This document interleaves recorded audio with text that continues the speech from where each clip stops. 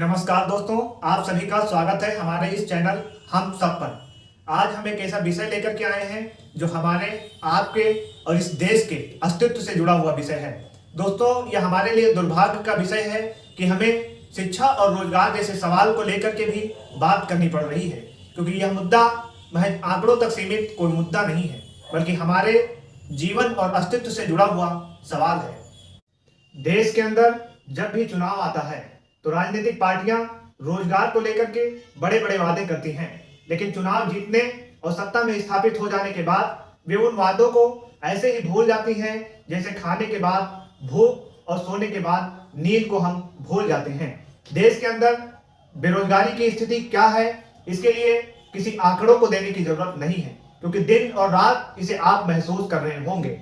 College और विश्वविद्यालयों से शिक्षा प्राप्त करने के बाद जब हम बाहर निकलते हैं तो हमारे हाथों में बड़ी बड़ी डिग्रियां तो होती हैं, लेकिन हमारे लिए काम नहीं होता है। तहासा बेरोजगारी से हताश होने के कारण लगातार नौजवानों की आत्महत्या की दरों में बढ़ोतरी हो रही है। कुछ दिनों पहले का आंकड़ा है कि 1 घंटे से कम समय में एक नौजवान आत्महत्या कर रहा था, लेकिन अभी हाल ही में आई रिपोर्ट के अनुसार 1 घंटे से ही कम समय में 2 नौजवान आत्महत्या कर रहे हैं। अभी उत्तर प्रदेश में आरओ, यारो और उत्तर प्रदेश पुलिस की भर्ती के लिए लगभग 51,000 पदों पर वैकेंसी निकाली गई, जिसके लिए 60 लाख से भी ज्यादा युवाओं ने फॉर्म डाला। लेकिन विडंबना यह है कि यह परीक्षा पूरी नहीं की जा सकी।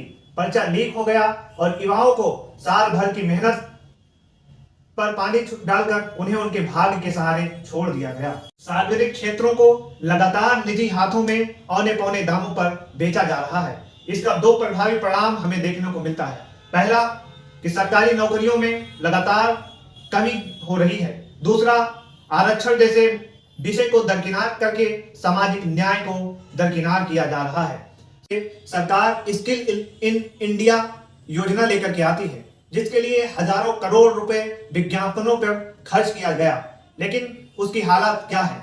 हमें तो ऐसा लगता है कि स्किल का एस साइलेंट है और इसलिए यह किल इन इंडिया की तरफ इशारा कर रहा है। ऐसा इसलिए कह रहे हैं क्योंकि 12,000 करोड़ रुपए स्किल इंडिया योजना के तहत खर्च किया गया, जो महज 17% ही रोजगार उत्पन्न कर पाने में सफल हुआ है। यानी कि 100 लोगों को इस योजना के तहत प्रशिक्षित किया गया, जिनमें से मात्र 17 लोग ही रोजगार प्राप्त कर पाए हैं, क्योंकि बाहर निकलने के बाद रोजगार है ही नहीं। अगर हम बात करें तो इंजीनियरिंग विद्यार्थियों की प्रत्येक वर्ष 5 लाख इंजीनियरिंग के छात्र बाहर निकल के आते हैं, लेकिन उनके लिए रोजगार महज 1 लाख से भी कम आता है।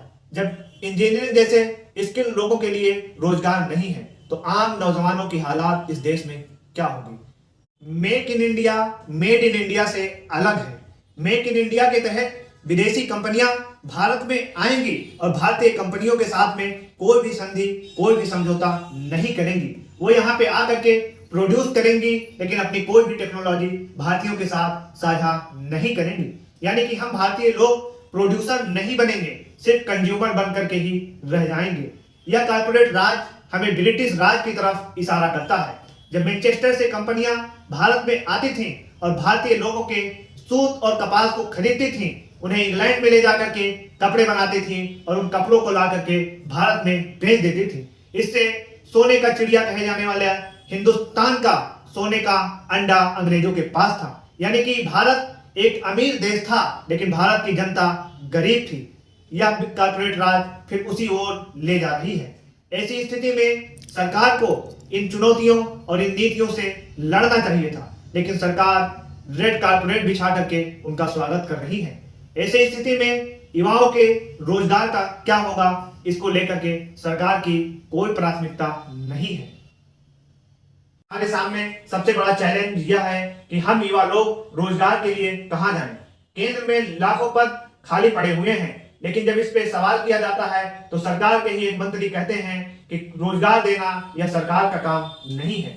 युवाओं को खुद ऐसा काम करना चाहिए कि वो रोजगार पैदा कर सकें। यह ठीक ऐसा ही है जब हम हॉस्पिटल जाते हैं डॉक्टर के पास इलाज कराने के लिए, तो डॉक्टर हमें यह कहे कि आप खुद हमारा इलाज कर दीजिए।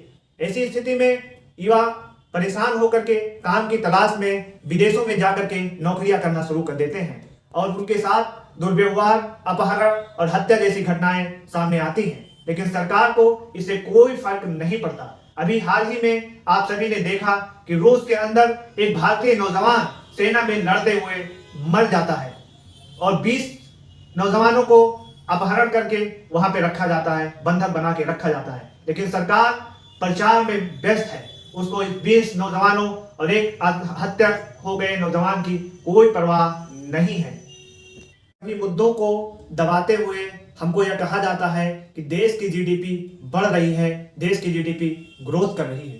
देश की जीडीपी अगर बढ़ रही है तो ये बहुत ही अच्छी बात है, हमारे लिए खुशी का विषय है। लेकिन देश के अंदर महंगाई बढ़ रही है, नौजवानों की आत्महत्या दर बढ़ रही है, किसानों की आत्महत्या दर बढ़ रही है, बेरोजगारी बढ़ रही है, अशिक्षा बढ़ रही है, तो ये हमारे लिए चिंता का विषय है। इस पे हमें सोचना और समझना पड़ेगा।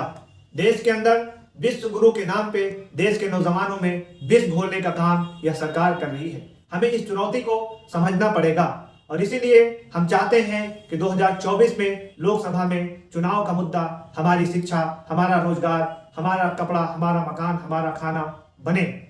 तभी देश आगे बढ़ेगा, देश विकसित होगा और देश महान बनेगा।